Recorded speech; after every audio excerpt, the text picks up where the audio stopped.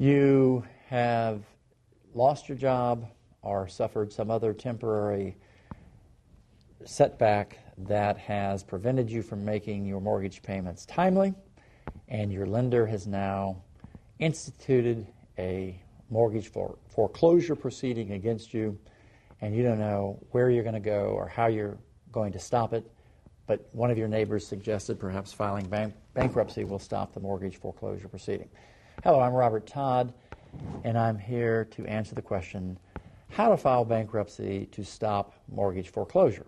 Well, first of all, there's nothing that's going to stop the mortgage foreclosure. You may be able to delay it, but if you don't ultimately make the mortgage payments, you can't stop the foreclosure.